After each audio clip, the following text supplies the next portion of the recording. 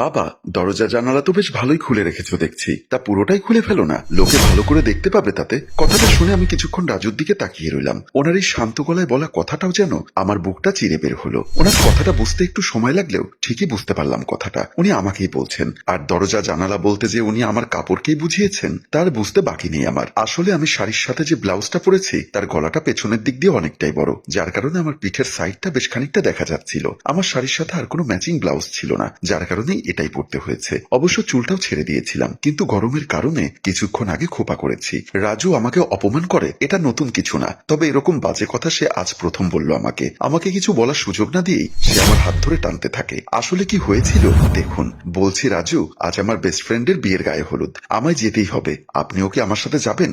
রাজু তখনই রেগে গিয়ে বলল, তোর সাথে যাব আমি? তোর ইচ্ছা হলে তুই যা, আমার ফ্রেন্ড আমাকে ইনভাইট করেছে, আমি আমার মতো যাব। কেন গেলে কি হয়েছে? বিয়ের পর থেকে আপনি আমাকে স্ত্রীর অধিকার দিয়েছেন, সব সময় অপমান করে গেছেন।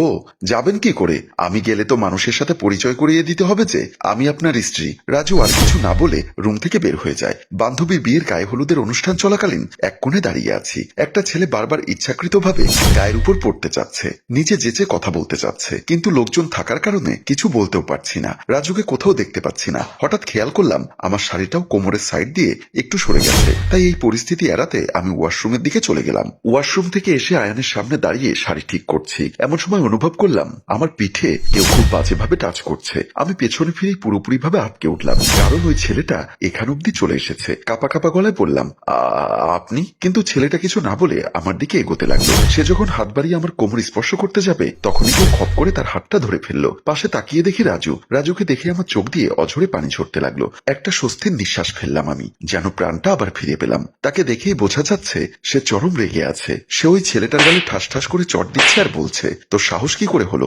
ওকে টাচ করার? তোর কলিজাটা আজ আমি বের করে দেখবো কত বড়। তুই কার জানে হাত দিয়েছিস তুই জানিস না। আমি তখন রাজুকে থামানোর প্রাণপণ চেষ্টা করছি, কিন্তু কোনো কাজ হচ্ছে না। অবশেষে আর না পেরে চিৎকার করে বললাম, থামুন। আমার চিৎকারে যেন কাজ হলো। রাজু ছেলেটার কলার এক হাতে ধরা অবস্থাতেই অবাক হয়ে আমার দিকে তাকিয়ে রইল। ততক্ষণে ছেলেটা তাকে ধাক্কা মেরে পালিয়ে যায়। ধাক্কায় রাজু টাল সামলাতে না পেরে নিচে পড়ে যায়। আমি তখনই তাকে ওঠানোর জন্য ওনার হাত ধরতেই উনি ঝাড়ি মেরে আমার হাত ছাড়িয়ে নিলেন। তারপর উঠেই তিনি শান্ত গলায় এতক্ষণ এসব বললেন।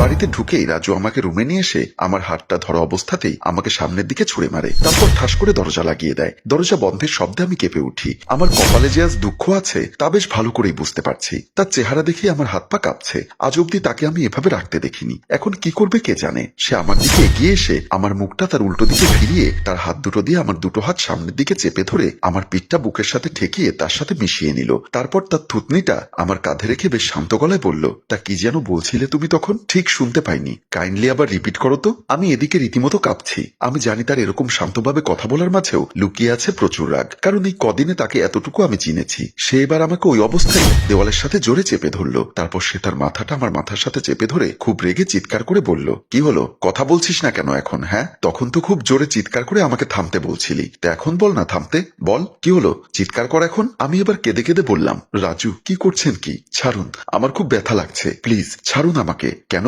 আমি ধরলেই তোর ব্যথা লাগে? খুব ভালো লাগে তোর পরপুরুষের সাথে ঢলাঢলি করতে? এখন আমি টাচ করেছি বলেই তোর ভালো লাগছে না তাই না? পরপুরুষকে শরীর দেখানোর জন্যই তো এত বড় গলার ব্লাউজ পরেছিস। কি ঠিক বলিনি আমি? এখন দেখ তোর সাথে কি কি করি। একথা বলে সে তার এক হাত আমার খোলা পিঠে রাখলেন। এখানেই তো টাচ করেছিল ওই ছেলেটা তাই না? বলে খুব জোরে সে আমার পিঠে তার নখ দিয়ে বড় একটা আঁচড় কাটলো। আমি ব্যথায় যেই চিৎকার দিতে যাব তখনই রাজু অন্য হাতে আমার মুখ চেপে ধরে শান্ত গলায় বলল, চিৎকার করো না সোনা, বাড়ির লোক শুনতে পাবে যে।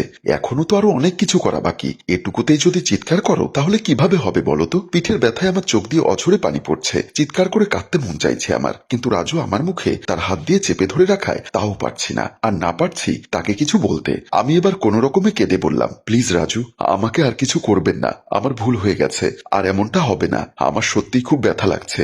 আমাকে আর কিছু বলতে না দিয়ে সে আরো জোরে আমার গাল দুটো চেপে ধরে বলল, চুপ, একদম চুপ, আর একটা কথাও না, এখনো তোকে অনেক শাস্তি দেওয়ার বাকি আছে। এই বলে সে আমাকে খাটে ফেলে দেয়। আমি সাথে সাথে বেহুশ হয়ে যাই। আমি চোখ মেলে নিজেকে বিছানায় আবিষ্কার করলাম। আশেপাশে তাকিয়ে রাজুকে আর পেলাম না। আমি আস্তে আস্তে উঠে খাটের সাথে হেলান দিয়ে বসলাম। পিঠের সাইডটা ভীষণ জ্বালাও করছে, তবে ব্যথা কমে গেছে। মনে হয় রাজু মলম লাগিয়ে দিয়েছে। আমার শ্বশুর নেই, উনি নাকি অনেক আগেই মারা গেছেন। রাজুর আপন বলতে শুধু ওর মা আর ছোট একটা বোনই আছে, মানে আমার শাশুড়ি ও আমার ননদ। আমার এসব চিন্তা ভাবনার মাঝখানেই কেউ একজন বলে উঠল, যাও ফ্রেশ হয়ে এসো। পাশে তাকিয়ে দেখি রাজু দরজার সাথে হেলান দিয়ে দুপকেটে হাত দিয়ে বাঁকা হেসে আমার দিকে তাকিয়ে আছে। আমিও অবাকের চরম সীমায় পৌঁছে গেছি। কিছুক্ষণ আগে আমার সাথে এত কিছু করার পরও তার চোখে মুখে আফসোসের কোনো ছাপ নেই, বরং তার ভাব দেখে মনে হচ্ছে যে সে কিছুই করেনি, একেবারে ইনোসেন্ট একটা বেবি। এর মধ্যে সে আবারও বলল, কি হলো? কি বললাম মনে হয় শুনতে পাওনি। চোখ টিপে বলল, তার ডোজ দিব নাকি আবার? আমি এবার বড় বড় চোখ করে ওর দিকে তাকালাম। কতটা খারাপ এই লোকটা ভাবা যায়। এভাবে টর্চার করার পর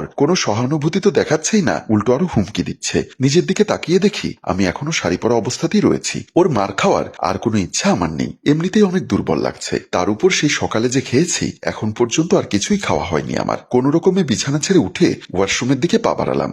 মা, রাজু ভাইয়া তো আমার ভাবিকে দেখে শুনেই বিয়ে করেছে, তারপরও কেন ভাইয়া ভাবিকে দু চোখে দেখতে পারে না? মা হেসে বলল, কে বলল দেখতে পারে না? রাজু খুব বেশি ভালোবাসে বৌমাকে, কিন্তু কম দেখায়। বৌমার দিকে কেউ খারাপ নজর দিলে রাজুর মাথা খারাপ হয়ে যায়। তবে আরো একটা কারণ আছে, তুই তো জানিস রাজু একটা মেয়ের সাথে সম্পর্ক করেছিল। সেই মেয়েটি বেইমানি করার পর রাজু আর কোনো মেয়েকে বিশ্বাস করে না। আমার ছেলের একটাই কষ্ট ছিল সেটি। বুঝলাম, ভাবি তো অনেক শান্তশিষ্ট, গরিব ঘরের মেয়ে হলেও ভাবির মনটা অনেক বড়। তুমি যদি পারো মা, ভাইয়াকে একটু বারণ করো। আচ্ছা দেখি কি করা যায়, তবে দেখবি একটা সময় সব ঠিক হয়ে যাবে। দুজন দুজনকে আগলে রেখে সংসার করবে, তাই যেন হয় মা। ওয়াশরুম থেকে বের হয়ে দেখি রাজু সোফায় বসে ল্যাপটপে কাজ করছে। আমি বের হতেই সে ল্যাপটপের দিকে তাকিয়েই বলল, খাবার রাখা আছে, খেয়ে নিও, তানিশা নাকি তোমার জন্য রেঁধেছে। আমি তার কথার কোনো জবাব না দিয়ে রুমের দিকে চলে গেলাম। আমি বিছানায় গিয়ে শুয়ে পড়লাম। রাজু আবারও এসে বলল, আমি এক কথা বারবার বলতে পছন্দ করি না, তা তুমি খুব ভালো করেই জানো, তাই চুপচাপ খেয়ে নাও। এবার আমি বললাম, খাবো না, আমি ক্ষুধা নেই আমার। সে কিছু না বলে বের হয়ে যায়। একটু পর সে একটি খাবার প্লেট নিয়ে এসে আমার পাশে বসে বলল, নিজের ভালো চাও তো চুপচাপ খেয়ে নাও।